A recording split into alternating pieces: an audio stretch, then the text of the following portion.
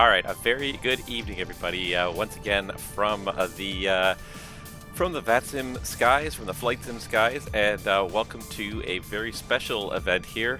This is a very impromptu special event here, as you can probably tell already by what you can see in front of you there, and probably from the smile on my face here. We are going to be taking a look today at my very first impressions of PMDG's 737-700 for Microsoft Flight Simulator. That's right. It finally released. I got it, I downloaded it, I installed it, it's up and running, and I have literally done nothing more than start the sim at this point and just pan the camera around to this angle. That is pretty much all I've done to this point. I'm going to do something that is very unusual for me, and that is that I'm going to live stream a first flight in a new aircraft. So fortunately for me, the 737 is not a new aircraft. I did fly it in the PMDG world, or in the the P3D world quite a bit. So it's not a new airplane to me in that sense, in that I'm unfamiliar with the type, but just a brand new airplane in my sim. So I'm going to take you with me today on what is going to be a delivery flight. Which is something I traditionally do for myself every time I get a new airplane. As my first kind of practice run in the sim, I take the airplane out for an empty flight, just myself taking the airplane from wherever it's manufactured, the factory, or at least the delivery point, to a airline base or an airline hub where I can then start flying this aircraft under airline service. And I do that for pretty much every airplane that I've gotten into my flight simulator in the last 5, 6, 7 years. I'd like to keep track of my airplanes and kind of have them have a continuing life, and PMDG, through all of their technology, encourages that. So anywho, again, something I'm not normally going to do. This is actually why I was planning on doing this. This is kind of a spontaneous last minute stream, so I hope you guys are going to enjoy this. I didn't put any post about it. I didn't expect to, because I didn't expect to do it, honestly. But here we go. And I am obviously not the only person doing this today here on the VATSIM network. Hello, Southwest Airlines from WestJet. Not the only person with this idea of starting out from Boeing Field. So today we're starting out from KBFI Boeing Field here in Seattle. The factory, I know the factory is at Renton. However, normally Boeing delivers their airplanes from BFI. They ferry them over like the 10 miles from the factory at Renton over here to BFI, where they do the final finishing touches. And this is a very terrible rendition, but there is like a Boeing delivery facility right here with actual jet bridges, and they will deliver the aircraft to the company pilots for delivery to an airline's home base. So yeah, that's what we're going to do today. But in the meantime, it's a bit of a dreary day here in BFI. I'm almost tempted to kind of change the weather a little bit, but I don't want to, because I just like using the sim so much. But let's just take just a moment to just kind of drink this in now that we finally have our hands on it. And just what a great looking airplane it is. Just so shiny and clean and new, and you can just see like the sky reflected in it. Oh, there go the engines on that other 737. The ground equipment that you need to operate this aircraft is also all parked right there as well. Let's see if I can switch for a moment here, and let's go into the drone view, just so we can kind of really take like a good look around this aircraft. So let's just drop right down here, and let's just do a little walk around this airplane here, because it just looks so good. And you can see right into it. The seats are in there; they're modeled well. As you get close, okay, so the landing light is not like, can't count the individual rivets on there pretty much, but it's very close. The decaling looks really good, even if you get really close to it. The decaling, they've obviously taken full advantage of the decaling system in Microsoft Flight Simulator to give you a very realistic looking airplane. Just flipping through a few things here. 007, this is a special paint scheme, but yes, as someone was wondering, and the 737 does come as a default, WestJet does come as a default livery from PMDG. It is PMDG approved. So let's just go and have a look even in the nose gear bay here, just to see how detailed and well modeled this whole thing is. And we probably should watch the gear retracting later on, but you get really, really close to it, you start to see a little bit of pixelization. But I know that PMDG did say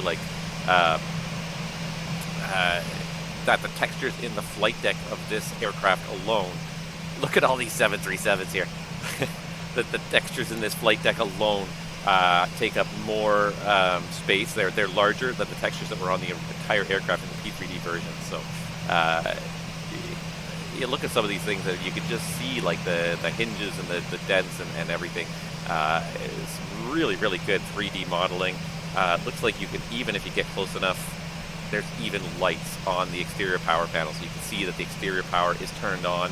It's plugged in, but it's also turned on. You've got the light, like just phenomenal, like some of the levels of detail here on this aircraft. I'm just loving this. You can see right through the engine. Check that out. If you just get the right angles, you can just see right through there. It's hard to see, but you can actually see through the engine and see behind it.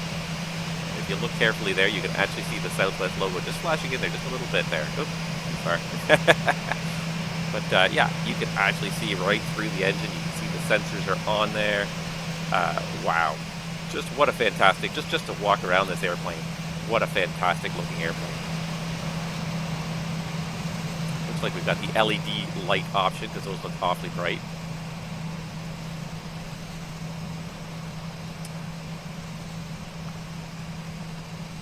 Just looks really good. There's the landing gear itself, the brakes, and apparently the brakes will glow red if you do overheat them, so we'll look for that later, but the airplane's empty today, so I don't think we're probably going to see that.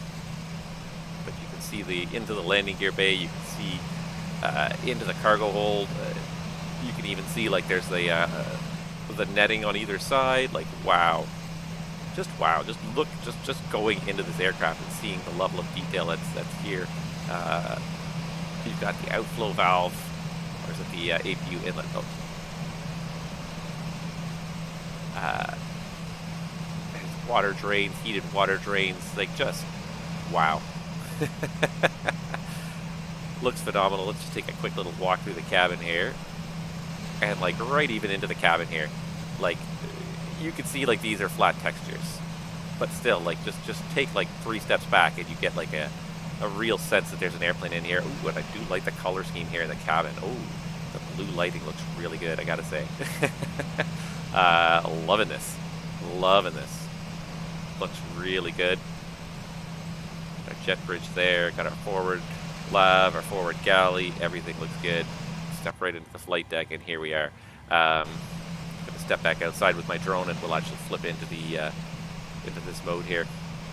But just wow, just to have a look at the outside.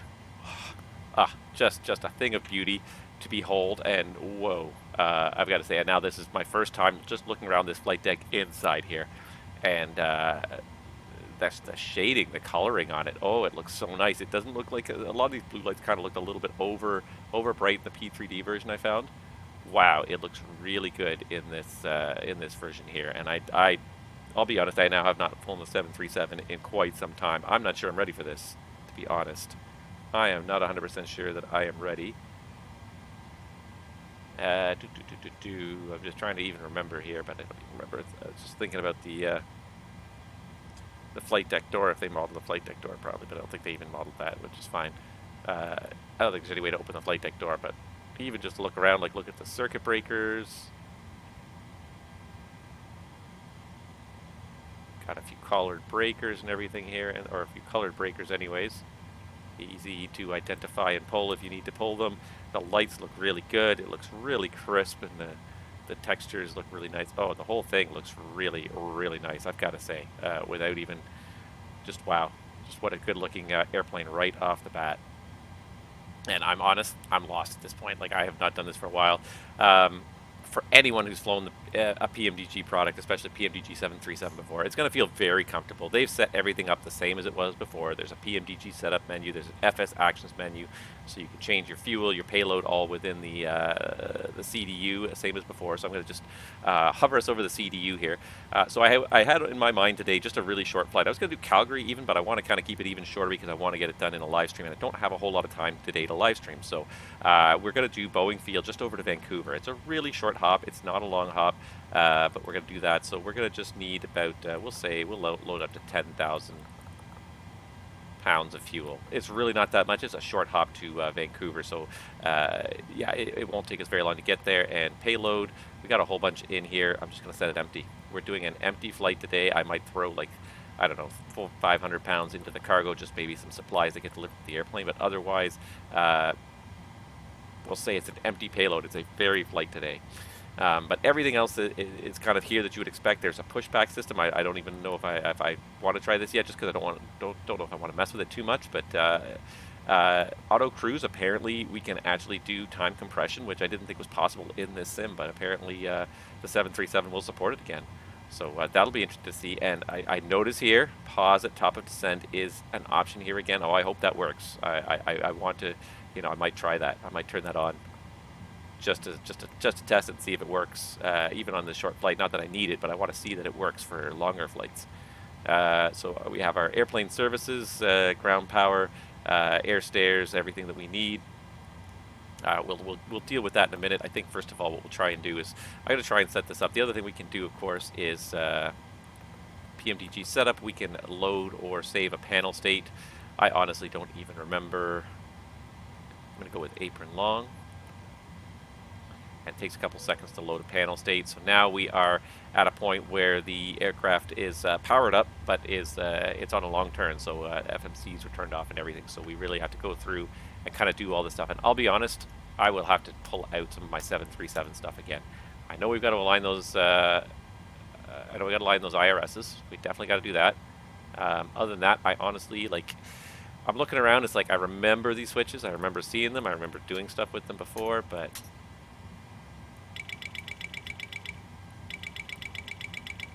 it's been so long since I did this that it's really, to me, it's kind of a little bit of like a whoa. I'm just having a little bit of a moment here. So flick the yacht damper on, and all the rest of this stuff should be in auto.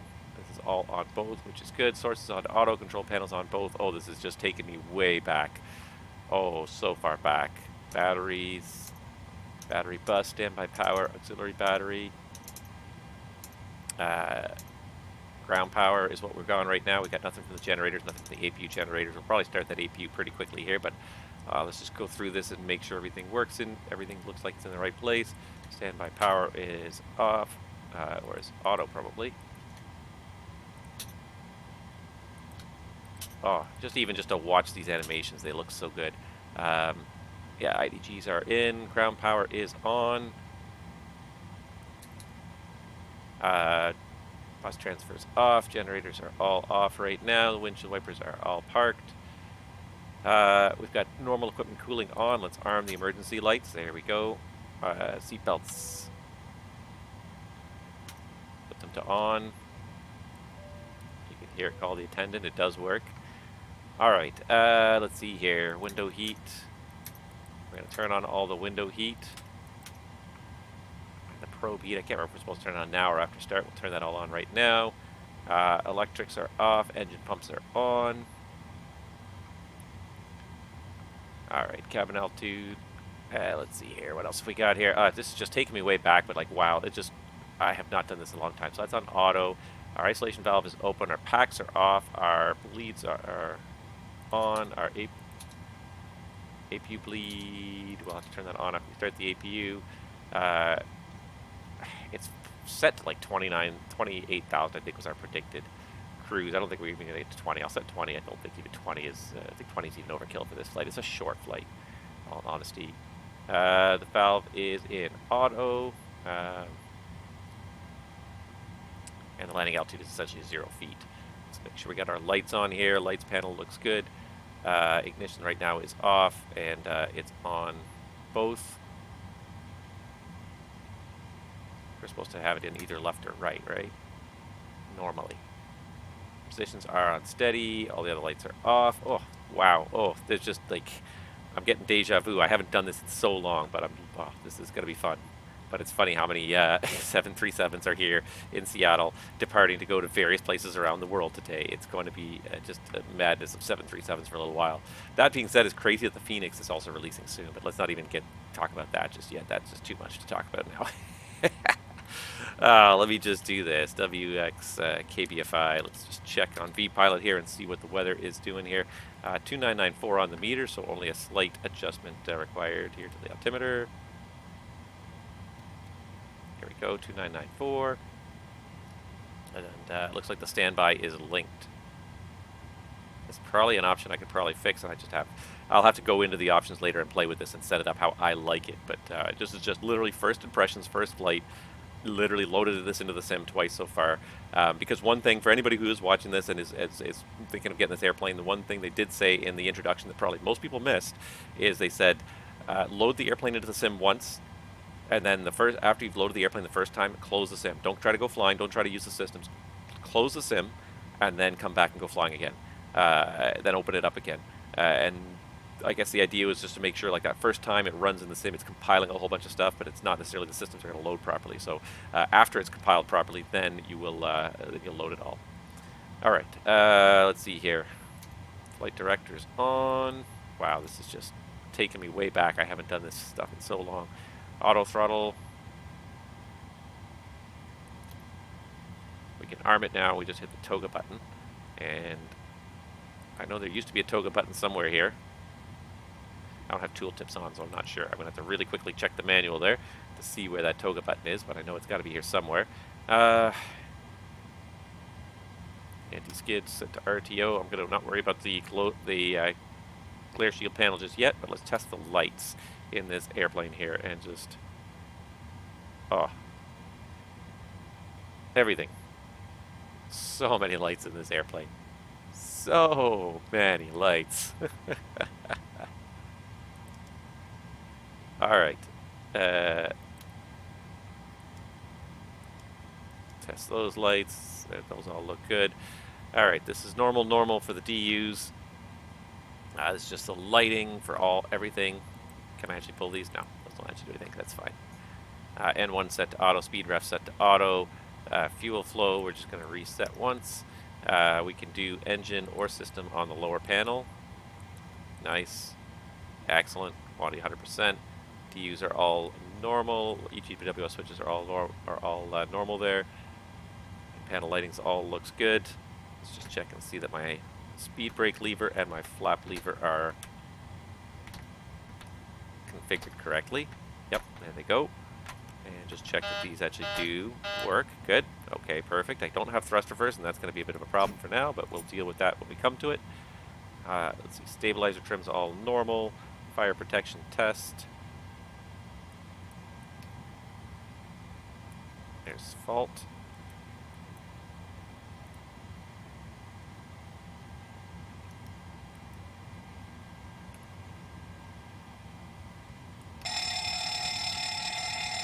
Everything lights up, but on its own time, too, which is kind of neat.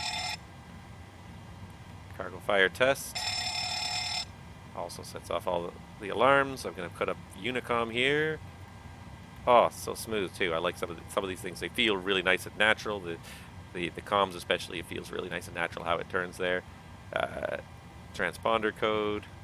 Just going to set us neutral 2000 here.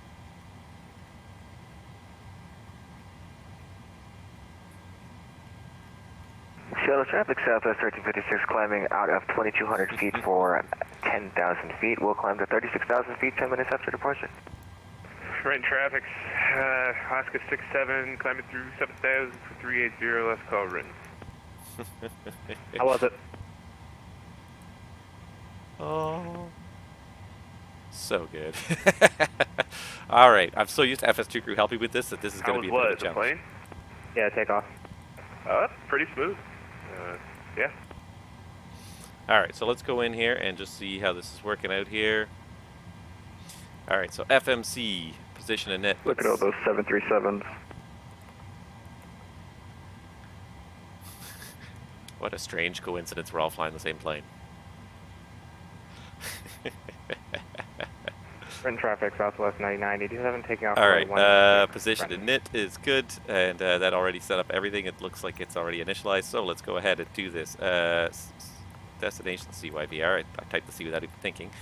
Origin KBFI. We're in traffic left 1371, lining up 16 rim. CYVR, and then we'll label our flight number here, WestJet. 9737. Alright, and I'm not even going to mess with these features yet. I just want to do the most basic stuff, and I'm going to start playing with the features kind of as we go. Let's see here. The winds, 210. Kind of splitting the difference, really, here. It's a little bit closer to runway 32, I guess.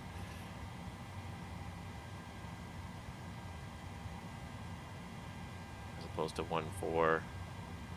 No, it's actually a little bit close to 1.4, isn't it? Just a little bit close to 1.4.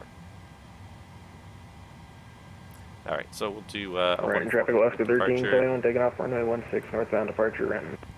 Kent 8. And traffic, number 12 Golf, lineup 16 behind Alaska.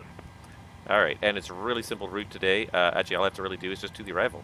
So we're doing the Grizz arrival. What are we doing here for Vancouver? It's 190 at 8. So it is really splitting the difference. Yeah, we'll call it 26 right for arrival, but it's not the ILS. Passing through Let's do the RNF. We'll see you. RNF runway 26 right.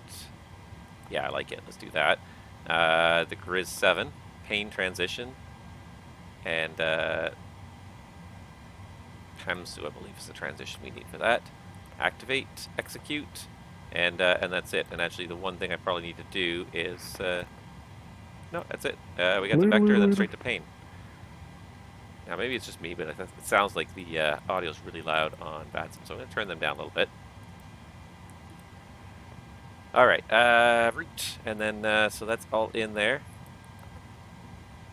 We can do a win request. I'm not going to do that right now. We'll try that next time. Let's see if I can remember how to do the rest of this, to be honest. There we go. That's what I'm looking for. Wow, I haven't done this in so long. And traffic number Shortcuts are still in there for the ZFW. 16 southbound departure, southeast, 13 off. Reserves. Let's have a quick look at my flight plan here. Reserves. We're looking at about 3.3. I'm going to say for reserve here. 3.3. Cost index doesn't even really matter because it's such a short flight, but it is programmed at 38. 38. And I'm just going to put 20,000 as the altitude today. I don't think we'll need to go any higher than that, if we even go that high. We can put in a cruise wind. Let's put in a cruise wind here of 48 at 17. 48 at 17. Hopefully it can take that without leaving 0. It can. Perfect. N1 limit for today. We could do probably a takeoff to derate, and we can probably derate it up to like 35 degrees, honestly. It's such a light load here. It's still going to want to take off really fast. I don't think we have an EFB in this yet, do we? I think they said that the EFB is coming now. There's just a clipboard right now. There's no EFB yet. The EFB is coming later. 22.3 for the CFG. We'll just copy over those values. 40, 41, 44. It's a flaps 1 takeoff. That's all we need. We can still get off the ground probably pretty well here. And that's it. Traffic, United 99, we are set up. Taxi to 14 right. We can change stuff, but I'm not going to mess with it too much. I want to get going a little bit here, and then 9934. Or Boeing. Yeah, I want to get going here, so we're going to do this. So that's in there. Let's just have a quick look at charts. For anybody that's curious about it, the nav data is there as well. So this comes with a current nav data set from Navigraph, and as soon as you try to update the Navigraph data, there is now an update to the Navigraph updater. Let's just do this really quickly here. So you can download new data for it, but that being said, it comes with a current set of data as of this date. So everybody who downloads it today, you already have, as soon as you install it, you've got current nav data installed, which is great. So I'm just going to do the Kent 8 departure off of 14 right, which is, let's see here.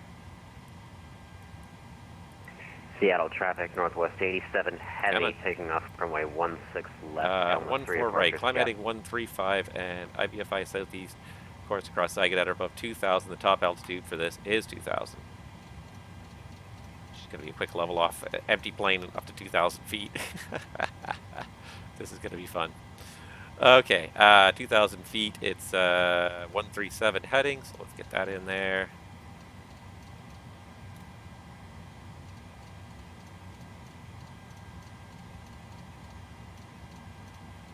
I honestly can't remember too much about operating this airplane, so I'm going to struggle a little bit with this today.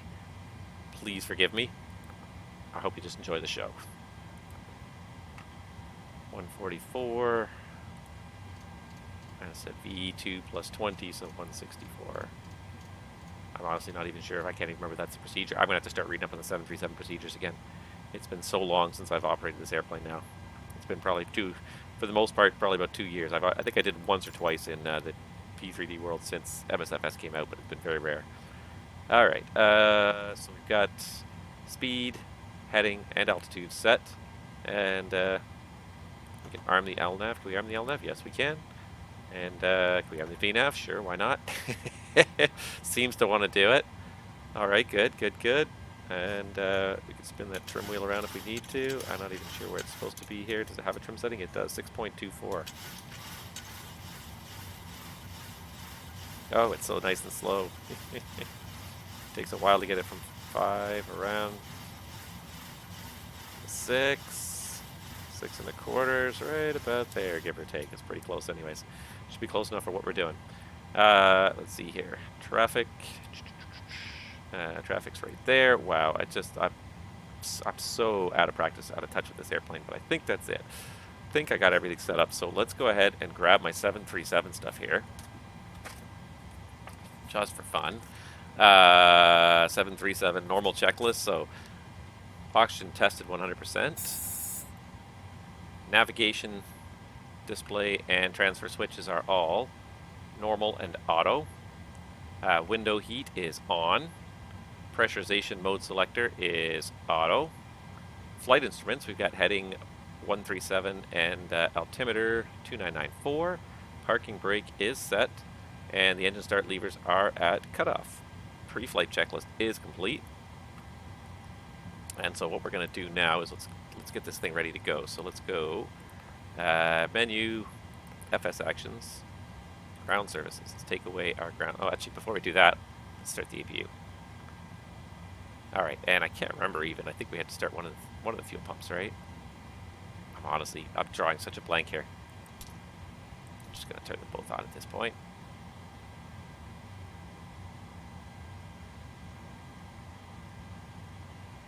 Wow, I'm drawing such a blank on how to operate this airplane. Please don't follow my example. All right, there's the APU start. There goes the United 737. Lots of people playing with their toys.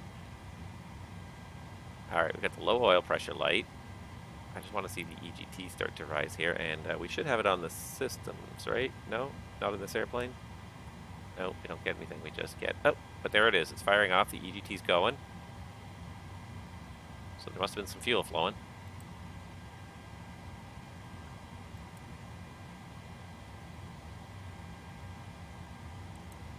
I'm going to have to go and reread my 737 documentation. All right, so now we got an APU running. Renton traffic, Alaska 1265, section 16, Renton traffic. Renton traffic, American. Stabilize here. Alaska 705, taxi runway 16. Everyone's leaving Renton today. All right, there's the APU gen off bus. So let's put the APU gen on bus. All right, so then we can take the ground power off. Release the ground power. What other things do we have here? Fuel truck, request. Stairs, 1L, release. And we have bag loaders, I think, too, right? Where do I get rid of the bag loaders? Nope, I guess maybe the bag loaders are gone. Yep, bag loaders are gone. They were there, but somehow they got the hit to leave. There go the stairs. The door is closed. Oh, this is working out pretty well. To heck with you, Tug. I don't even want to use you. I just want to taxi straight out, so we're just going to do that. It's not quite correct, but I don't care. All right. Hi, so Wiley and Doyle. before start, check. Flight deck door, close and lock. I honestly cannot remember where the heck the flight deck door switches are in this aircraft. I'm drawing a little bit of a blank. I feel like it's supposed to be on this panel. I don't think there's a taxiway there. Definitely a taxiway here, if you believe. Fuel. You just made one. Well, Seattle We just got way signed more on. fuel That's than I had shocking. originally planned on. They all know. They know what we're doing. Impeccable timing.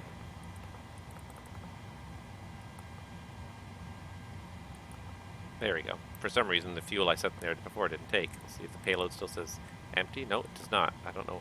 Maybe it was because I changed it to a cold and dark state. That's probably why. Okay.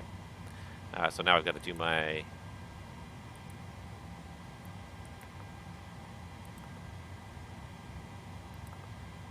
I've got to clear out my ZFW. All right, let's do it this way. Let's do... Now, are these separate? Oh, these are separate FCs too, so I can totally do this. Okay. Payload. All right, so ZFW is supposed to be 84.9. 84.9. Nope. 84.9, 23.8 for the takeoff CFG.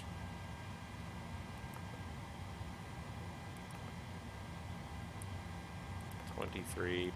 116. 136. We are going to be there so fast with this airplane today. All right, 136 Renton and traffic United 2542 4.92. 16. We're going to head out that way via Alpha Renton. A lot of people have that Renton scenery, I guess, too. All right, today it's about the airplane and not the scenery. 737 height. Would have loved to have seen you disconnect the ground power without Renton the AP first. traffic, United 737 crossing runway guys. 16 at Bravo 6. Thanks for your faith. Thank you so much for your faith. Renton traffic Boeing 415. All right, so these tanks are empty. That's right. Center tanks are empty, so now that I got 10,000 pounds in there. Passenger signs are set. Windows, do they open? Do they actually open? No, I don't think they actually open in this airplane. The old version they did, I think. Didn't they? Windows are closed and locked. MCP is set V2. So we're supposed to set V2. 116. Headings 137, altitude 2000. Takeoff speeds. V1 is 107, VR is 108, and V2 is 116. CDU pre-flight is completed as far as I know, I think. Rudder and aileron trim, free and 0, so looks zeroed and zeroed. And taxi and takeoff briefing. Ugh. We're going to go over there, and we're going to take off that way. How about that? And anti-collision light on. All right, anti-collision light on. I mean, really at this point, like, it's a pretty straightforward departure. It's we're going to fly it in nav mode anyways, but it is tracking the reverse of the localizer outbound to Zigid 135 heading, and then track to Zigid 135, maintain 2000 initially, we'll get turned around. And let's just see here if, before we start moving anywhere, Seattle Center's online. Oh, crud. Now we're going to talk to him, and he's probably overwhelmed with 737s. You think they would have been preparing for this? All right.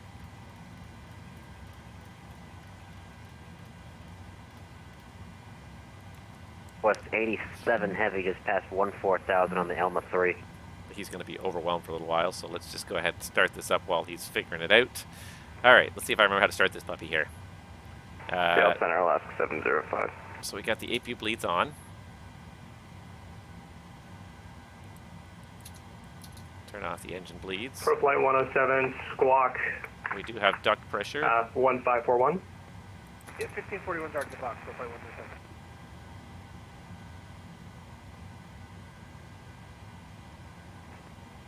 All right. And Pro flight 107, off. you are radar contact.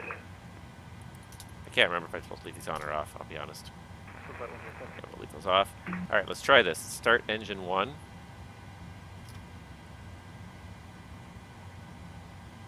See if we can remember it. If I'm forgetting something, please remind me, because, like I said, I haven't And done sorry, Pro flight 107, radar contact 13 miles south of Corvallis. Altitude indicates, Mustang. 18, Altitude indicates flight level I can't remember 310. what the, Pro flight 137. is it 20%? And Northwest 87, your radar contact. 25, I think 25. 19 miles north of the Throw some fuel to the fire there. Altitude indicates 17,000. Those Climb should maintain be flight level open 360. now. Oscar 360, Northwest 87 heavy. Alaska 1265, you ready to go? Hey, firm, we got Renton Tower on the other frequency if you need it. Yeah, Renton Tower's online too, haha. Oh, Renton Smart. Tower's up, that's great. Go over to him, please. That's kind of Yeah, folks. Yeah, they knew what they were in for when they logged on tonight. Absolutely. Any Seattle's controller who didn't know is probably willfully ignorant. Seattle Center, good day. It's WestJet 9737.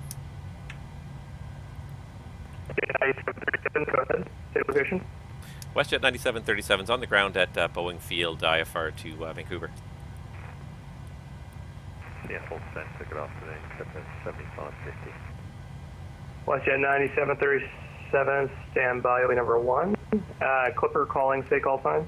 All right. In the meantime, we'll keep starting these engines. That looks good. Looks like we got a good start on number 1. So let's start number 2 here. So those valves should. No, those valves don't open yet. No, first we cycle up, then when we put the fuel on. Wow, I am so out of touch with this And airplane. WestJet 9737 cleared to Vancouver via the Kent 8 departure. Radar vectors to Payne, then assigned. Climb via SID.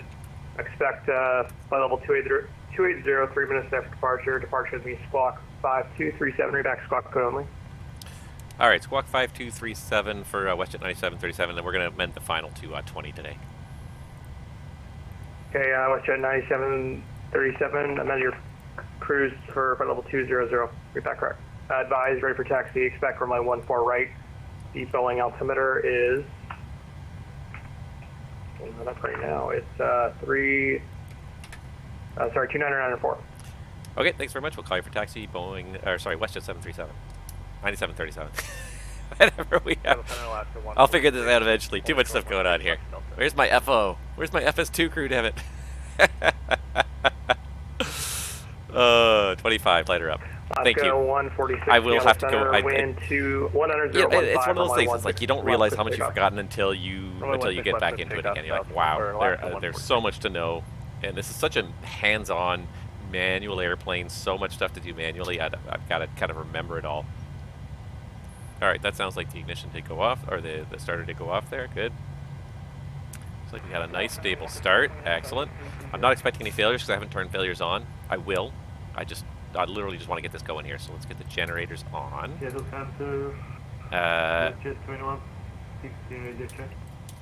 get the pumps on. Don't get the anti-ice. So we're going to get the APU bleed off. The engine bleeds on.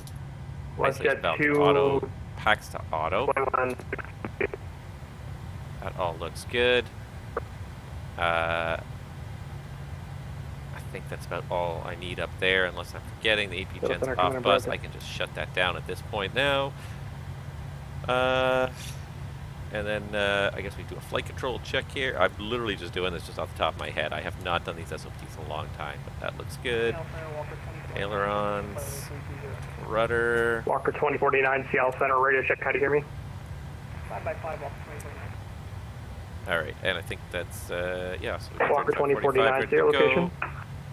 Yeah, let's do the before taxi checklist. So generators on, propede on, anti-ice is off, isolation valve is auto. Good afternoon, Seattle Center, Southwest 8654, 16,000. We don't have the auto, so we're gonna have to put continuous on. Continuous. Recall. Southwest 8654, Seattle Center, good evening, squawk 5117, expect ILS 16, right Recall's checked. Auto 2994. It's RTO. Engine start levers are both the idle detent. Flight controls are checked, and the ground equipment will say, ignore him and say we're clear. Before taxi check complete. Seattle Center, Southwest 999, check in with you, flight level 390. Southwest of Olympia. Hopefully. Alaska 146, Seattle Center, radar contact, Nancy leaving. Alaska 146, passing 3,700.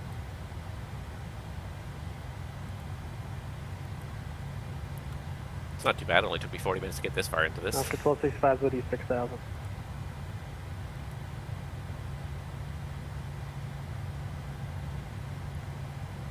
The WestJet 9737 is ready for taxi.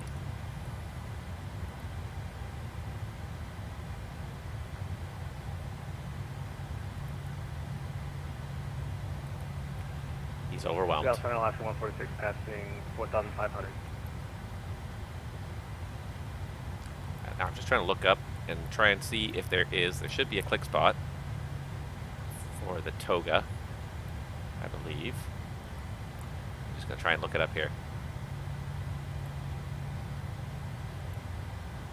Southwest 8654, just want to confirm, you gave us ILS 16 right, but Hidden click spot to the we have lower 14 left right for yeah. Boeing field. This screw right here is toga. I think Seattle's given up. And if it takes too long, I might just go offline, not out of any disrespect, but just because there's stuff going on here.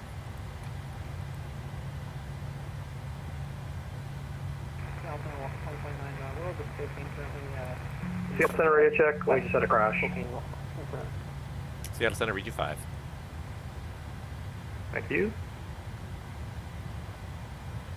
Alright, Walker 2049, reset transponder squawk 5131. Oh, you know what? It's chalked. 5131, Walker 2029.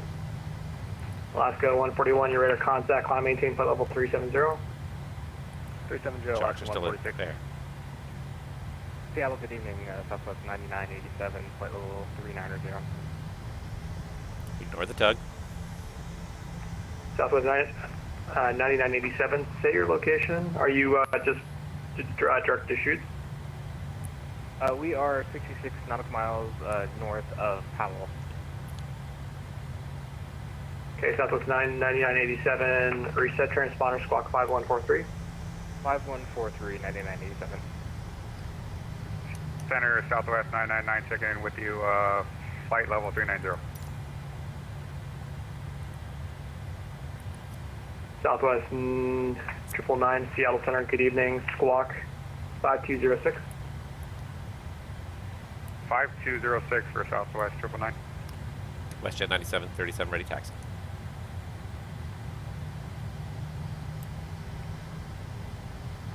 WestJet 9737, runway 14 right taxi via Bravo. 14 right via Bravo, thanks. WestJet 737. 9737. Now WestJet 9737, just verify squawking 5237, please. Sorry about that. 5237 is coming up. Too excited. Alaska 1265, we use 600130 on the heading out of Renton. There we go. That should do her. All right. I don't know how well you guys can hear this in the background there. I'm just going to pull up my thing, but I think it's almost outdoing me here, so I might turn myself up just a little bit here, but...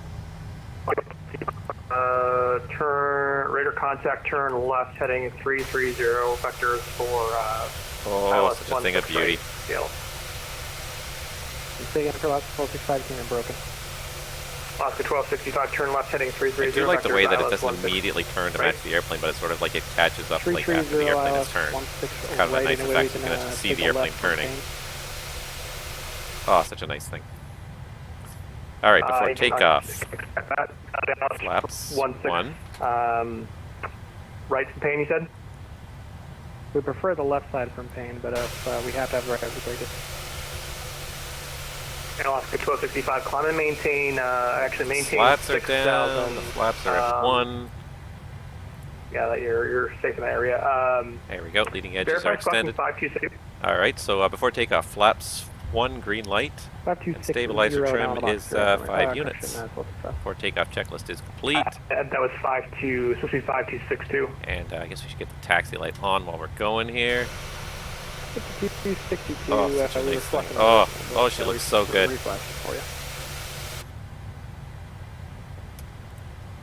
Alaska 1265, I may have to set it one more time. The reset transponder squawk 5215, 5215. It looks so good. I've been waiting so long to get this airplane in the sim. Oh, so good. Southwest 8654 after VATSIM, descend and maintain 3000. Alright, Feels kind of natural at the same time, as as I feel very just like a fish out of water though. Southwest 8654, yes, you're going to Boeing Field. Descend and maintain 3000, vectors ILS 1 for right.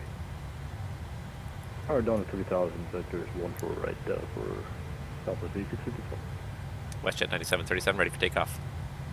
And Southwest 1265, your radar contact 25 miles southeast of Seattle. Thanks for that. Not a problem, thanks. WestJet 9737, wind at Boeing is 190 at 9er, runway 1 for right, clear for takeoff. 14 right, clear for takeoff. WestJet 9737. And there was another on the ground looking for clearance. Or yeah, Seattle, hello, Alaska 688, we're short of runway. All right, so clear left. Ready to go. Alaska 688, runway 1 left, clear for takeoff, right. wind 190. So far, I got to say the performance is not looking too bad on this. It's not a particularly high intensity airport. It's the default airport. We'll see what happens when we get to Vancouver, which is a custom airport, a Payware airport. 52, 2.4 climbing 3. Walker 2049, descend via the Devon to Payne, Oh. landing 1 So good. Just smiles all around. All right, that was a really lousy lineup. I just don't even care. Got a hello, Alaska 139, descending out of flight level 3. And then Toga. 07. Haha. United 9952, Seattle Center radar contact, climb and Live. maintain flight level This is gonna be 390, fast. proceed direct Tacoma. This is gonna be way too fast. 390 direct Toma, United 9950. Alaska 1265, turn left 20 degrees. You're up. Left 20, 25. All right, LNAV mode, VNAV Southwest speed. 80, 654, turn left heading 320. Well, 320 is Southwest 86, Well, you can hear that trim wheel going all the time, can't you? 1,000 climbing 2,000. And I'm going to extend her down a bit. You're a little bit high here, and that's probably my fault. Not no worries. And I'm honestly just going to put the autopilot on before I get completely overwhelmed here. Alaska 688, Command A. 1,200 for 7,000. And flaps up.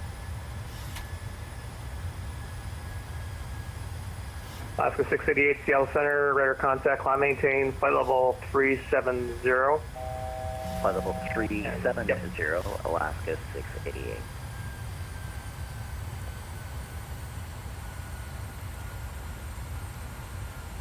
I completely overshot the altitude there. WestJet 9737 is airborne. Right now 2400, sorry, we overshot the altitude. WestJet 9737, Seattle Center, radar contact, climb and maintain, whoa, flight level 200, and turn left heading 340, and direct pain when able. Okay, flight level 200, left turn 040, and direct pay when able, WestJet 9737. That's not the WestJet heading. 9737, amend altitude, climb and maintain 5,000. Traffic will be crossing above. Okay, 5,000 feet, WestJet 9737. Alright, let's do 220 is a good speed. 040 in the heading. Heading cell. Oh, so much to do. Where's my FS2 crew when I need them? Oh.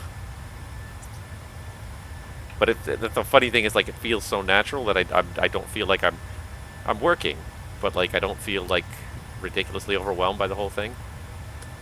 Again, it's coming back to me pretty quickly here. All right, so there's direct pain. There's the LNAVs back in. 3 miles from IMBVOR.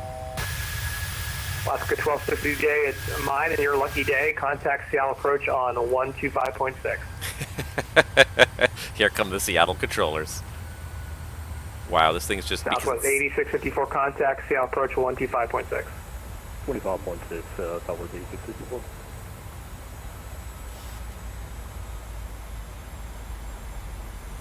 I gotta say. 9737, amend the heading, turn left heading 030. Okay, heading now 030, WestJet 9737. And WestJet 9737 traffic at your 1 o'clock, 6 miles and 737, restricted 6,000 above you. Alright, he's on the TCAS, unfortunately we're IMC. Alaska 1265, Seattle Center He's on the traffic TCAS, will be it restricted works. below you 5 miles. Lock your gear, thank you Travis. 10 o'clock, 737. Or I overheat the thing. Northeast bound. Thank you. Got him in sight, 1265. Alaska 1265, contact Seattle approach 125.6. Good night. 25.6, see you, Chris. Alright, and I realize I'm getting double audio there. Busy. I apologize. Alright, after takeoff, engine bleeds are Alaska 139, on. flight level 285. Packs are... WestJet 9737, contact Seattle approach to 125.6. We'll talk in a few. Alright, Seattle approach 125.6, talked a bit, WestJet 9737. And You wanted the ILS 16 right? Landing gear is up and off, thank you, and flaps are up for the lights. left from pain if we can get And it. I've got a caution light of some kind. Right, Caution light. maintain 6,000. Off sked descent. Seattle approach WestJet 9737, 5,000 heading 030 assigned. WestJet 9737, Seattle departure radar contact, climb and maintain 15,000. 15,000 WestJet 9737. Alright, let's go level change. Departure 415 Delta Yankees, leveling off 3K, sorry, going a little high there. We're all overshooting the altitude, but I wonder if everybody's doing the ferry flight that's empty. So. Whew, okay. 15,000. Just have to breathe for a minute. Right now, FPS is not bad. I'm doing 31 FPS right now. I'm pretty solidly maxed 31 FPS. I'm not anywhere right now that's like particularly crazy FPS-wise. Flying past Seattle, there's no like Payware airports. Renton's right around here somewhere. We probably already passed it. I think Renton's back there. Oh, just looks so good.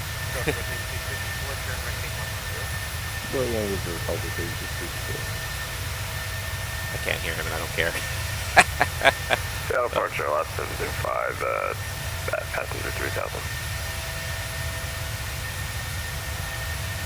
Alaska 705, Seattle departure, radar contact, come to maintain It's 8,000 just for like now. climbing like crazy. 8,000 last 705. It's empty, that's why. It's just an empty. Correct, Okay. 5,000 right there. Totally. 10,000 pounds of fuel and that's it. Alright, 5,000 left 705. It's speed 250 here. Seattle departure, Walker 1675, holding short 16 left. It looks so darn good. It does.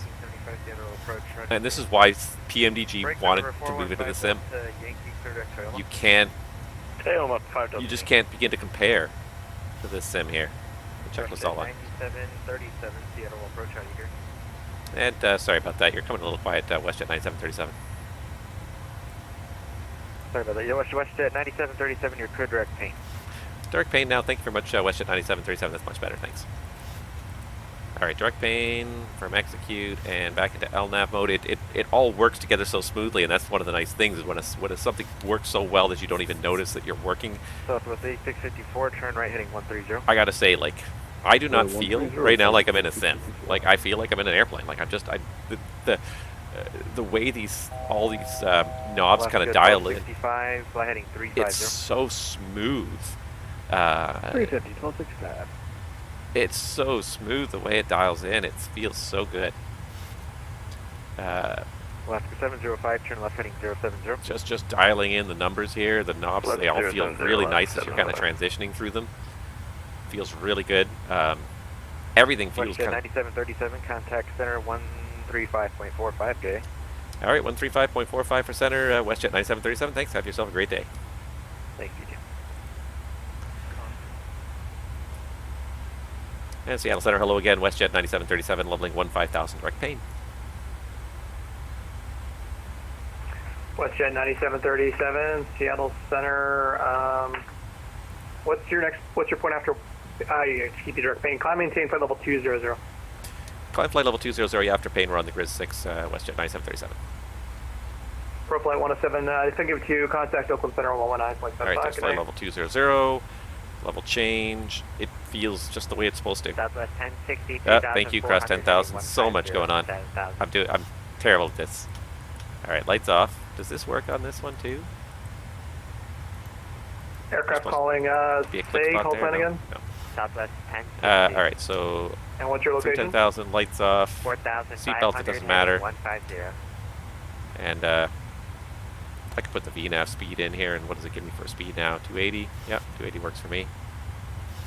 Are you out of Renton? Affirm. Contact Seattle approach 125.6.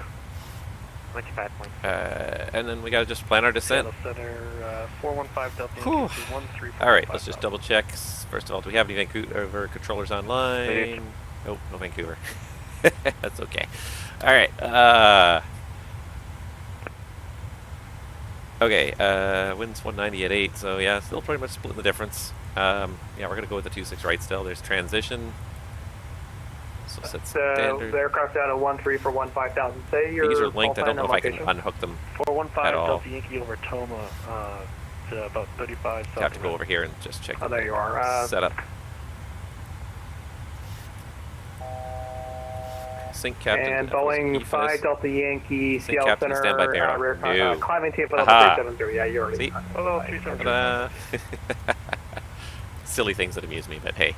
Yeah, All right, and we're leveling. 1491. I think she's going to do a lot better when she's heavier. She's just so light. I put 0 passengers on board for this flight. It's yeah, it's probably not coming up particularly Yeah, well. 1491. Oh. Oakland Center's online. Oh, Contact this feels Tim so good to be in this 119.75. flight deck again. 09759 And the thing is, like, I don't even worry about it. Like, I know how much effort PMDG put into it. I don't worry about things not working. I just assume right off the bat that everything in this simulation is going to work. And November 13 Papa Delta. What's your location? It just looks so good. It's November. You know what I realized is that for some Delta, reason, just south out of Portland. my progress bar is not shown at the top, but too bad. 125 All I don't even care. All we care about is just like, let's just look at this airplane and see how it looks. You can get rid of that. That's what's. You want to get rid of me? Nah, I want to November keep me. 312 Papa Delta Squawk 5267. 5267. And it just, it's so, oh, it's so shiny. The reflection, you can see the windows. Look at that, you can see the windows Walker reflecting. 2049, the pane altimeter is 2993. The lighting looks good, I gotta say. And the lighting in the flight deck, like the lights all 93, 9737, the descending across egret at 12000, the Vancouver altimeter is 29990. All right, egret at 12000 on 2990. Thanks, WestJet 9737. All right. So let's set that in the standby now that I can do that. And let's start setting up really quickly here. Let's just pull up those charts again for Vancouver. Boy, those Navigraph charts really kind of put a little Boeing 5 pressure on there, don't they? Heading 130. All right, so Alaska 139, contact Seattle Search 125.6. let's just pin some stuff here. Let's pin the Grid 7 arrival. Southwest 1060 Seattle Center, can you climb and maintain flight level 390? Maintain flight level 390. Not that one, that one. And we're going to do the RNAV to runway 26 right. Let's see how an RNAV works here. So it should be. Let's just check the transition. Number 312 Papa Delta, your radar Pardon me, it contact, is the climb, PEM2 maintain flight level transition, so that's good. 370. It's got a top of descent point in there programmed in, so that's looking good. Data, that works. Stations, nice. Airports, nice. It's all there, what should be there. Alright, let's just try and do an approach really quickly here. We're going to do a flap 30 landing. And on this approach, we're going to need, I'm not sure if we can do LPV in this airplane. I'll do LNAV VNAV for now and call it 633. So let's get 633 in the Barrow Mins. Yeah, that's in there. And I wonder if I can just hold this. And it does go nice and fast if you hold it. Oh yeah, it starts to really speed up there, which is good. So you're not twisting forever and ever to try and get to these places. Oh no, I did press the reset button. Okay, okay, good. We didn't reset it. West Walker 2049, contact Seattle approach 125.6. Take care. 633, right? That's what I said? 633. Let's just make sure that the waypoints are all in here. So we've got, let's just check the star first. Alright, we've got Payne, Bezov, Egret, 250 knots between 10 and 12, GoVav above 8,000, Ovbin, max 220 knots below 10,000, Kepke, and then over to Pemsu, max 210 knots at Pemsu, above 3,000 feet. Yeah, that's all there. And then I'm probably just going to close this up. I'll leave it open for now until we get a little closer in, but if no Vancouver controller comes online, we'll just close it right up. Transition into that RNAV GNSS. No frequencies required. 263 is the final approach course. 264, 263, yep, 1,500 feet at Totem. And the LNAV VNAV we've got set for the MDA. The touchdown zone we've got 0 feet set on the altitude. 7,700 feet is the MSA. Best approach, do not exceed 230 knots until Dutno. Climb to 700 feet on a heading. Heading 263, climbing right turn to 3,000 to Kedga. Then climb track 245 to Dutno. And hold there. Yep, that's all in there. 100 miles safe, 12.8. Simultaneous approach is authorized with the south side. I'll not proceed not authorized during simultaneous operations. Alright, Pemsu, let's just check those waypoints. Pemsu, Goreg. Oops, where is it there? Pemsu, Goreg, Zovgo, Totem, and the 26 right. That's all there. Docom 238. Yeah, Pappy's on the right. We're going to exit left off the runway. It's a bit of a quick and dirty briefing. I'm more concerned with just sort of showing off this airplane a little bit and making sure that it works the way I expect it to, but so far, so good. Docom 238, proceed to Suma. Project to Suma, Docom 238. Oh, and then what happened? Oh, what happened? Top of drop, descent. Seattle Center, Walker 1625, we could check in at 14,300. It paused. How do I unpause it again? Who was that calling? So Walker 1675, 14,800 for 15. How do I unpause it now? Walker 175. Seriously? Maintain 15,000. I'll have that for about 10 miles. I'll there it hire is. for you in a little bit. I go out into the menu, I come back. It seems to be going again. Good, roger that. Let's just make sure the distance is counting down here. If I hear it. So General Oil Boeing 554 12.4, climbing 15. Boeing 554, good evening. Climb maintain 5000. 15,000, Boeing 54. Seattle, Alaska 688. We're going to step away for about 10 minutes. Alaska 688, not a I problem. don't know how to unpause it now. Seriously? How do I unpause it then?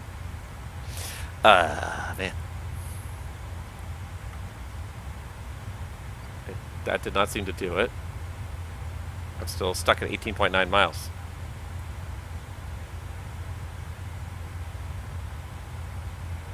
Let's see if it's in the documentation here at all. Aircraft setup menus.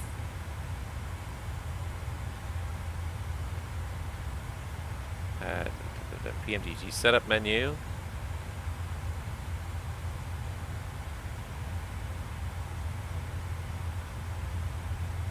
FS Actions menu. There it is. FS Actions menu system. Auto cruise. It doesn't even say. Okay, so how do I unpause it now that it's paused? I have no idea. Let's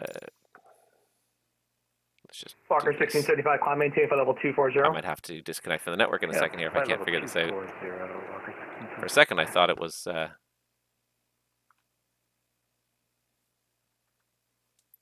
It's supposed to be either pause or a pause or escape.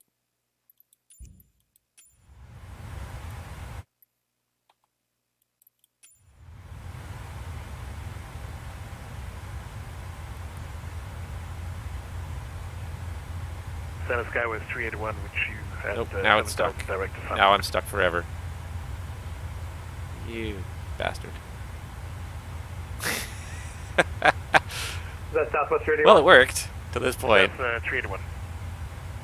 I think I'm going to disconnect from the network. United 25, 42, I cannot seem to figure out how to get this thing to unpause, as stupid as that is. It's not active pause that's doing it. I have to press execute. Yeah, 2542, not seeing where are you out of? Any ideas? Anybody? Right out of Ratton for United 2542. Contact Seattle departure 125.6. 25.6, so United Yeah, no, I tried undoing it on the FMC. Southwest 31, reset transponder, squawk 5163. 5163, 381. Nope, I got no idea. Southwest 1060, did you call us? We accidentally switched frequencies. Negative. Okay, good. Seattle departure United 20.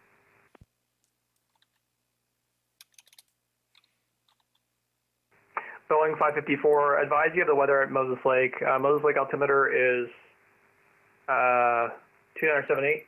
Let me pull up the weather actually, stand by. Alright, we have the weather and NOTAMs at Grant County. We like the RNAV 22, RNAV Yankee 22 vectors to funnel. Okay, expect RNAV Yankee 22. 50 warning. Seattle Center, Southwest 2392, passing 5000 for I did it. Hello. I have a turn pause off button, and it seemed to work now. There we go. Okay. Wow. I've never had to use and that. That was Southwest 3792 calling? That was Southwest 2392. Alright, so now it's counting down 16.6 to Bezov. Good. Alright, we're approaching our top of the send point. Awesome. Southwest 381 radar contact, climb maintain for level 390. Climb maintaining 390, 381, thanks. Slowly learning. Alright, let's do a descent check really. Number 415 Delta Yankee. Pressurization, so landing altitude is set. Recall is checked. One more time. Auto brake. Make it 320. Oh, we never turned off the auto brake before. 320. Set to landing data. 31 your radar contact. You know, we'll set to 1. We got such a light load here. Landing data. So 2392 radar contact. Climb and maintain for level 370. 113, barrow minimum 633, and approach briefing will say it's complete. Descent checks complete. The only thing I don't know how to do is really make the thrust reversers work because I can't link them to my. I had to read up about thrust reversers. I don't have an access for thrust reversers. I got to get me one of those honeycomb Bravos. Let's have a quick look and just see if there's any cheats here to get. Number 415 Delta Yankee, thanks for your help. Climb maintain, flight level 370, traffic no longer a factor. An axis here for 5 Delta Yankee. at landing.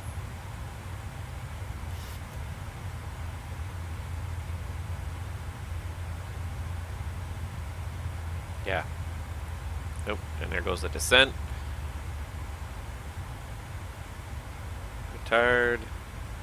Let's go in there. Seattle United 2542 is back with you, 11-2. Service-based failures. I'm going to turn that on. Yes. Walker Engine oil used 1675, last. you Yes. climb maintain. Let's go your final one. Sync Climb captain, maintain, FO's EFIS. level Yeah, it's 390, just easier thanks, that way Al. sometimes. IRS options, Roger, realistic. flight level I want realistic, thank you. No problem. Walker. Let's see here. MSFS low course. Realistic autopilot engagement, yes. Show thrust lever position. I like that. It's not a realistic option, but I kind of like having that. Auto thrust manual override, never. High idle off in the flare. Call it airspeed. Alive. 80 knots V1 rotate, yes. Positive rate, yes. Please call those. Pause at top of descent right now. See that Seattle no. United 2542, 13 for 15,000. Autopilot control input enable. Yeah, Okay. 2542, Seattle Center, So engaging if I climb move the maintain, controls flight too level much? 390. 390 United No, it's not doing 2542. it. Hide captain seat. No, no. FO seat. FO yoke. Yoke moves and lowered. No. Steering input method. Rudder axis only. Yeah, that's fine. Alright. Yeah, so that's fine. We'll get into some of those options as we go, and I'm going to set my own Boeing paddles. 554 descends. Kind of states You're that I like. cross F rata Oh, and at this 4,000. Sips Rata 2990. 4000, going 554. Alright, so 2990 off standard. There we go. Southwest 9987, contact Oakland Center 119.75. Good night. Alright, back to having a look inside the airplane. Southwest 381. 75 Southwest. And with Southwest 9987, contact Oakland Center 119.75. 11975. There's a few times you look at it and you kind of, yes, okay. Southwest 999, contact you can see Oakland it's a Center sim, you can see it's a- 119.75 tonight. You can see that it's an artificial Contact Oakland Center, creation, but in 119.75 general, like this is by for far the highest Southwest quality, Oakland. highest Thanks for fidelity being on simulation I vector. think we've seen in this simulator so far. Thank you. And they've made such good use of the texturing that's One jet available. 9737, leave my airspace to the north. Vancouver is offline. Radar service terminated. Frequency change approved. Good night. Thank you so much for the service over to Unicom, WestJet 9737. Have a great night. Okay. Alright, so I have an unpause key now, so pause the top of drop does something, and I can unpause my top of drop, which is great. I think it was my 12,000, so I'm going to go ahead and just set 8,000 to continue the descent here. I'll just leave it VNAV mode since the VNAV seems to be working very nicely. It's by far the most effective VNAV I've seen yet in the sim, too. It's a tough thing to program a good VNAV. Okay. Whew. This airplane's starting to come back to me. It's been a long time. It's been a long time, but wow, what a thing of beauty. And I gotta say, like the yeah, right now there's a lot of complaints about the PMDG installation process. Not the installation process, but the purchase process. The servers were just slammed. United 9952, just reset transponder. People were just 1576. waiting for this thing to be released, and the second that we're the doing it buy now, page was up, 1576. there were probably thousands of people ordering it every minute. And so I found the biggest bottleneck in the Sorry, ordering I think process that's 5273. was the email part. Was the email. Alright, you got it.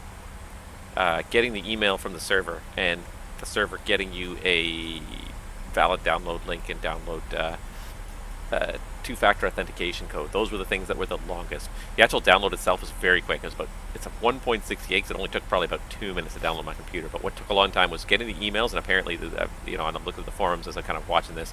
A lot of people it's taken a while. It's taken 15 to 30 minutes to get an email confirming it's been purchased. It's taken that long at least for the link to be added to their account for the download. So, you know, PMDG said that they're on cloud infrastructure, that it's completely scalable, that they'll be able to handle the rush of the initial buy. I think the guys at their cloud hosting company are like, what did you guys do? Because like you guys went from like, oh, you get a couple of hits an hour to you had 17 million hits in like a 20-minute period. What did you guys do? Its list is unavailable. Like I was I was kind of checking up on it all throughout the day. I knew the release was coming today, and what I did was as I went through there's 10,000. As I went through throughout the day, I kind of kept looking at it. When I saw the banner go up for the 737, so it didn't even have a banner or a link or anything. And as soon as I saw the banner go up, I started refreshing the web page every like 5 or 10 minutes. And as soon as I saw that purchase come up, I went and I threw it down there. And I was probably within the first like 10 minutes after it was released, because I was checking it pretty frequently, to be honest. All right, she's set to 240 below 10,000. That's fine. Yeah, she was. I have a feeling I was kind of in the leading edge of people trying to buy it, because like there were just. I was kind of looking at the forum for a lot of the day too, and every like 5 minutes someone posted, "It's not ready yet. Why is it not out yet? Why is it not out yet? When's it coming out?" And it was just like constantly people were just saying like, "When is it coming out?" So they probably had like 10,000 people try to hit that website all at once. As soon as it came out, within that first 10 to 15 minutes, there were probably 10,000 people tried to buy a copy.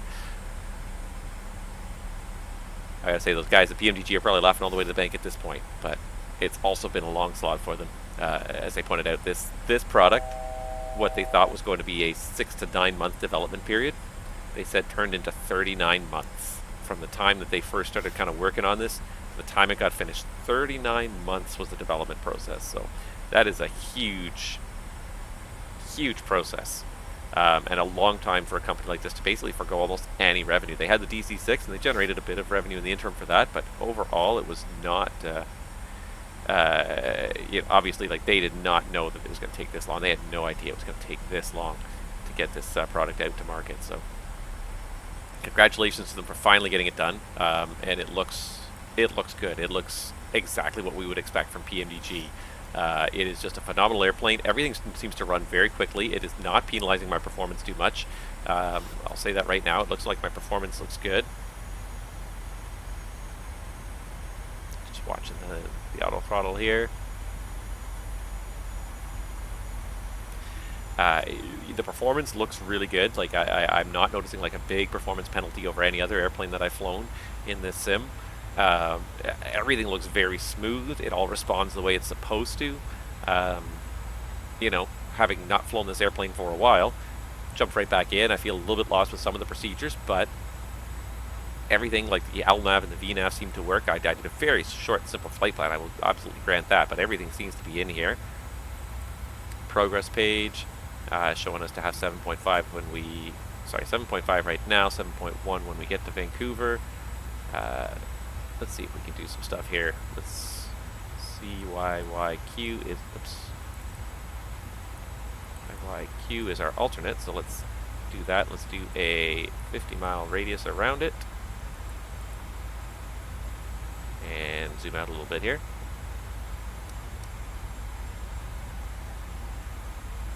No, it's not CYYQ, it's CYQQ. My bad. CYQQ. 50-mile radius. Nice. That works. That's my alternate. Reset MCP altitude. Zoom back in. It probably needs to continue down at this point. Yeah, let's continue down. I've been 10,000 below, and let's go down to 3,000. Let's just see how well this tracks that RNAV approach with VNAV guidance as well here.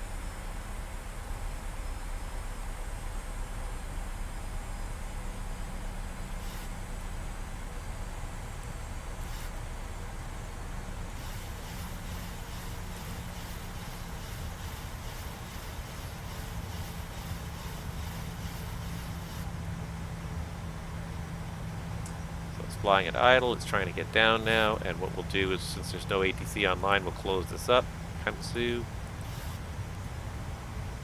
The TCAS seems to work nicely. I didn't see the airplane, but I spotted that airplane that was on the on my TCAS. I didn't see him externally, but I saw him on the TCAS, so that seems to be a fully functional system, which is great. I see somebody there. Departing Vancouver, by the looks of it, minus 23 and climbing. Vancouver traffic, good evening. WestJet 9737 is on the Grizz 7 arrival for RNAV runway 26 right. There we go. We'll see how it works in Vancouver. Vancouver's, as I said, it's pay-where scenery I've got in Vancouver, so it's a little bit more in-depth. Maybe it'll be a little bit more harsh on my performance, but that's fine.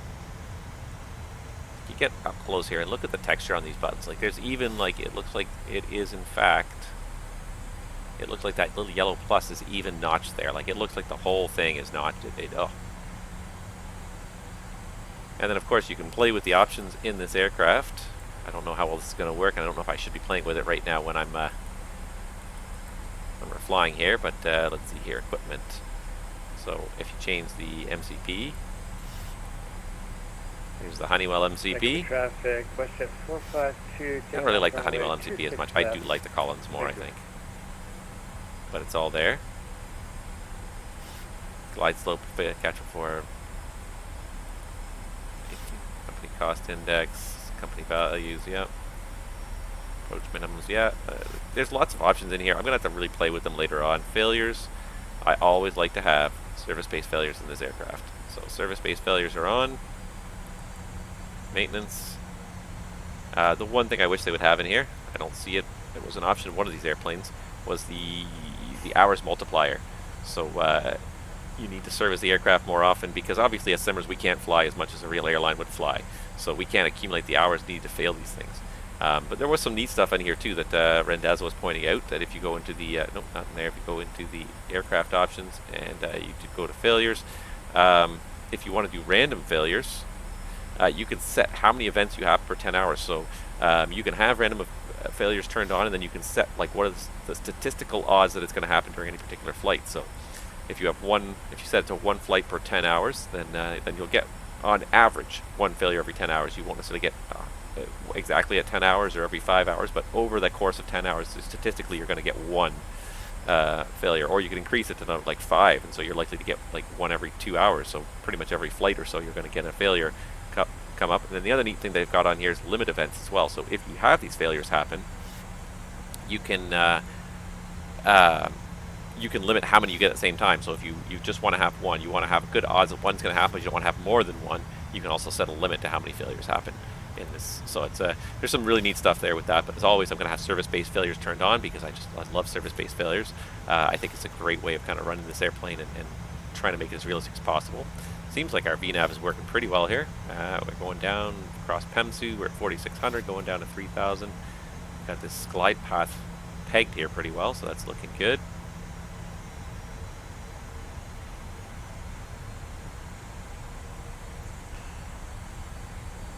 Pathing down to 3,000. I wonder if it's going to level off at 3. I can't even remember if that's going to work or not. Approach check. Altimeters, we've got 2990 inches set for cross check, so that's looking good. Let's go ahead and get flaps 1 going here, just to say we got that first step of flaps coming out, because it takes the longest, I think, all the flap steps. You just see it kind of creeping out there. Just creeping out a little bit. And you can see those leading edge slots coming out as well now. There they go. There's the turn to final. Let's go flaps 5. I'm gonna need to get some detents on my quadrant here. Alright. Can I land this thing is the other question. Oh, so good. Been waiting for an airplane like this in this sim for so long now. There she blows Vancouver, still maintaining a good solid 30 frames per second, which is pretty typical for me. I like to keep like a pretty good high performance on this. I think we're going to change the speed here. No, I can't change. I can do an override, can't I? Or a speed intervention, that's what I can do. I don't want to go this slow yet. Let's do 180 for now. Keep it in VNAV. Okay, you don't need to go that crazy plane. Just give me, even give me 170 here. So we got to cross Totem at 1500. Is it going to level off, or is it going to allow me to continue? If I do approach, yes, now I've got glide path. And here comes that glide path. There we go. Okay, perfect. I honestly, I couldn't even remember how to fly an R&A approach in this sim here, so it looks like it's going to do it now. What's after flap 5? Flap 15, right? No, we got a flap 10 interval, so let's go flaps 10. Nope, that's flap 15 now. Went right to flap 15. It's pretty sensitive there. That's fine. And now it's flap 15 without the gear down. So let's go ahead. It's a little early, but let's go ahead and get that gear down.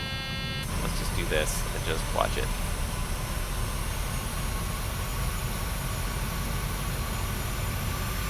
Oh, the torque link's locking into place there. Oh, it looks so good.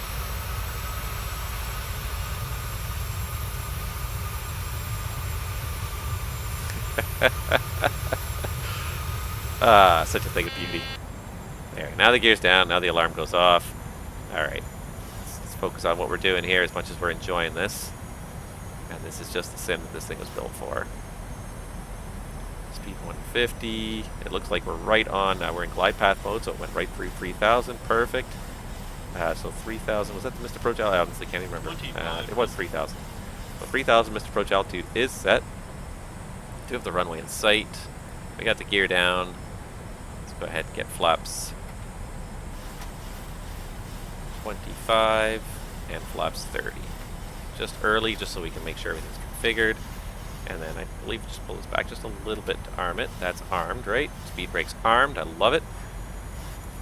Alright. And I can't even remember what my rest speed was. 113. It's a really slow rest speed here.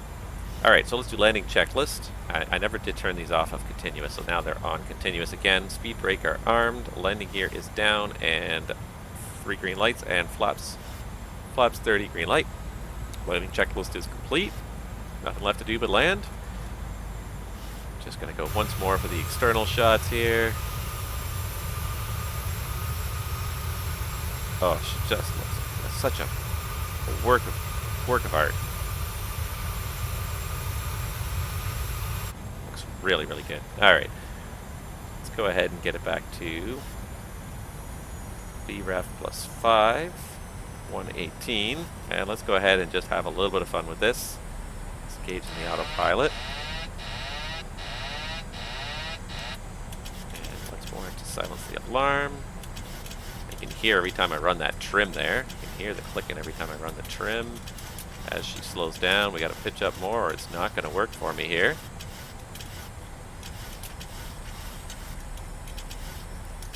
It's going to be a really slow approach because we're so light today. It's okay. Yeah, exactly. Exactly, Travis. We finally have an airplane that is really, truly worthy of the scenery in this sim. Because the scenery in the sim is fantastic. If you can make this sim work, it's a wonderful thing to look at. And it's nice to have an airplane, like you said, exactly correct. That is, I 100% agree with you. That is, the sim finally makes this scenery worthwhile. Alright, we are visual. She's a little bit, and I just need to adjust my seat because I can't quite stretch my arm enough to really fly this thing perfectly here, but just trying to keep an eye on that flight director down there.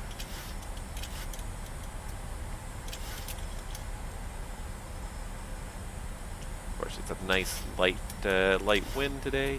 Vancouver traffic, WestJet 9737 is on a 2-mile final runway 26 right. Minimums. Landing.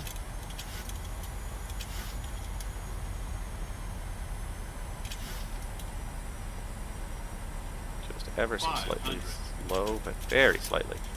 That's the path right there. It's not quite coincident with the pappies, and that's okay. You know what, I'm just going to transition onto those pappies, I think, out there. Push down just a little bit, just get us on the pappies. Just going to fly the rest of this approach without even looking at the flight director. Sink a little low now. That trim is really noisy. Every time I move it, even just a little tiny bit, you guys can hear it. 50, 30, 20. I don't know why it's not, I've had this problem before. It did not go to idle in the, didn't go to idle in the flare, and I used to have that problem with the RNAV. There's something I'm not doing right with these RNAV approaches, because I had the same problem with the old PMDG 737s as well. Alright, let's just tap those brakes a little more. The auto brake should be disarmed. And braking is now on us. I had that problem before. At least we were light today, so I had a moment to just disarm the auto throttle there. But yeah, I used to have that problem when you do RNAV approaches. The thrust levers don't necessarily retard to idle properly. I had that problem before, so that must be a 737 thing. There's a procedure I have to figure out. Welcome to Vancouver. Let's just stop for a second and just do an after landing flow because I can't do it on the roll because I'm the only guy in the flight deck. So let's see here. So let's get those flaps going up. Spoilers disarmed. And auto brake off. Let's get the landing lights off. The taxi light stays on. Just the steady nav light. And I think that's all we really need at this point. And I guess we can also just start up that APU while we're taxiing in.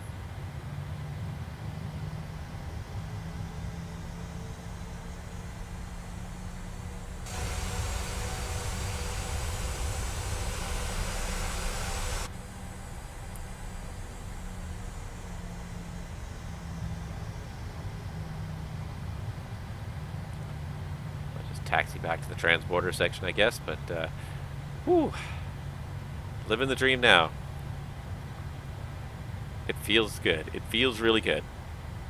And glitch free. The only glitch I seem to have there was the pause atop a drop, which I turned on intentionally and then I didn't know how to turn off. So that's something we'll all figure out pretty quickly. But otherwise, this plane is pretty glitch free. This is a decent this is a pretty decent airport here. I'm still getting a solid 30 frames per second, so it does not seem to have like a big negative frame rate impact, which is great. It's not having a big performance impact. Now, when I take it to New York and Los Angeles, that could be a very different ball game. So we'll see how that goes. But right now, I've got to say, like, it's performance is very nominal. I've got no major performance issues going on here.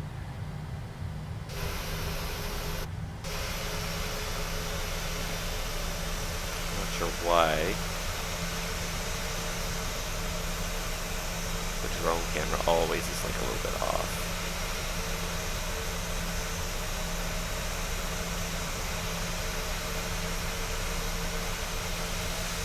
I'm off the center line.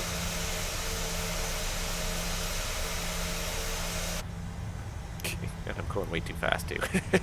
Playing with my cameras. But wow, I'm so happy that we finally have got this airplane in the sim. What a great airplane. And really, at the end of the day, like, what a great time for any fan of Microsoft Flight Simulator right now, with the number of high-quality airplanes that have suddenly appeared in the sim in a very short order. So we now have the Mad Dog that came out very recently. We have the PMDG 737. And then we have this new Phoenix A320 that probably, by the sounds of it, is going to be right along a PMDG level, right at the Mad Dog level. Like, it's going to be right up there with the rest of these guys. So you're going to have three impeccable study-level aircraft in the sim in very short order. It's going to be great.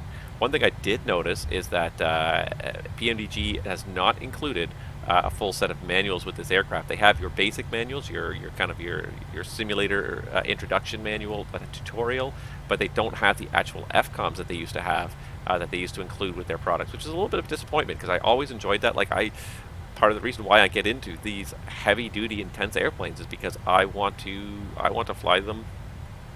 I want to fly them professionally. I want to fly them the real way. So it's a little bit disappointing that the manuals are not in there. I don't know if there's a licensing issue or what the deal is with that. I'm sure we're going to find out about it over the next couple of days as people start asking those questions. Let's see. It looks like the APU is running. Good stuff. I'm just going to go straight into the first gate here that I can find. Looks like we're still having these jet bridge issues here in Vancouver. It's been a continuing issue of, like, sometimes the jet bridges appear, sometimes they don't. And it's an MSFS issue. It just doesn't like to draw them for whatever reason. The way they've been designed, it doesn't like to draw them at certain times. So we should have the taxi light off for taxiing into the gate. It would be nice to have a marshaller. That's one of the few things I feel like we're still missing here. Is a marshaller. 737. There you go. But you can see that line so crisply there. See exactly where to stop the 737 here. Alright, and there we go. So set the parking brake and make sure that we get the APU generators on the bus, and then we should be able to just shut her down. Unless I've forgotten something, which is entirely possible. There we go. Anti-collision off. Alright, so let's do a quick shutdown checklist. One of these has to stay on, and I forget which one has to stay on for the APU. I always forget. Fuel pumps off. Probe heat off. Hydraulic panel set. Flaps are up. Parking brake is set. Engine start levers are cut off. Weather radar is in op at this point anyways. Where's the weather radar control? It's all an op anyways. And there we go. So the shutdown checklist complete. Let's just have a quick look and let's just get some doors open here since we don't have a jet bridge. Ground services. Set our ground services and we can request an air conditioning unit. We can request an ground power unit. At the very least, we're going to request stairs at 1L. We can request stairs at 2L if we want. Cabin cleaning. What else can we request here? We have a passenger bus, please. Forward loader, forward carts. Aft loader, aft carts. Let's just do them all. Let's see how much we can pull up here. Here comes the air conditioning cart. I think it's one thing at a time we'll pull up here. That's okay. Here comes the bus, the PMDG bus, to unload our passengers. Here's the cabin crew, the cabin cleaning crew. Here comes some belt loaders. Where are the stairs? I need stairs too. This doesn't work without stairs. Is that the right pump? Thank you. Honestly, it's been so long I've forgotten. I have to go read it. I have the documentation. I just actually have to physically go and reread it and just remember some of these little things, like which one are you supposed to turn on. So where are the stairs coming from? Do the stairs not come? There's the 2L stairs. Okay, good. Open that door. Oh, okay, so he drops off the air conditioning cart and then he goes away and then I probably get the 1L stairs. That way they're not driving over each other. That's probably what happens here. So here comes a baggage cart. But anyways, regardless, that's about it for me for today because I've got to go and put the kids to bed. But it was just a great chance to really just show off what this airplane is truly about. Doesn't look like we're getting the 1L door. The 1L.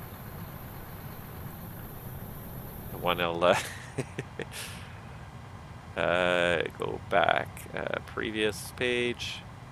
Arrival hold. Yeah, so arrival hold. So it's waiting for something. Something's got to pull away, or something else has got to get out of the way before that stair will show up. So I might have to release the bus first, because the bus is like right where that stairs needs to be. But anyways, regardless. Wow, I'm super impressed. I think this is exactly what we've been waiting for in this simulator all this time. Is an airplane like this. This is now, I think, the real beginning of the revolution here of what Microsoft Flight Simulator is going to really truly be capable of. They provided a platform. They provided a base, a beautiful base upon which then these superb developers like PMDG. Like Leonardo Softhouse can build upon and give us some of these absolutely phenomenal airplanes that we've been waiting for. Let's see if I can do this now. Can you send this guy now? Stairs 1L are arriving apparently. Yep, here they come now. So we got a very busy time set up around our airplane here. But regardless, yeah, I'm very impressed. This is not the last you're going to see of the 737 for me, that's for sure. So, but that is all you're going to see from me for tonight. I may go and just have a little bit more fun with this airplane later tonight and start playing with those options and configuring it the way I like it. But for the time being, that's it. So thank you guys so much for watching. Thank you for participating in the conversation. Travis, mostly you, but I know you're on the fence about the 700. And, you know that the 800, the 600, the 800, the 900, they're all coming. It's a matter of time. PMDG's just got to work on each one in particular. So they've even put into their forum a tentative release date for each of the subsequent models, each of the subsequent variants. So you know, if you want to sit tight and hold on to it until that 800 comes out, I think that 800, I'm going to probably pick up on that one as well, because I think the 800 is such an extremely popular model. You'd be able to fly between the 700 and the 800, you'll be able to fly almost any airline that is flown a 737 in modern times. So between the two of them, I think you get an excellent collection. If you want to wait, it'll still be there, and I think it's going to be very worthwhile at whatever point you get into this. But yeah, thank you so much for watching, guys. Have yourselves a great night. Go out there and enjoy this airplane. It's what we've been waiting for. It's worth it. It works. It works the way it's supposed to. It really does. The guys at PMDG have done a phenomenal job. So thank you, and stay tuned to the Discord. I will have some more posts about when we're going to be flying again very soon. Take care, guys.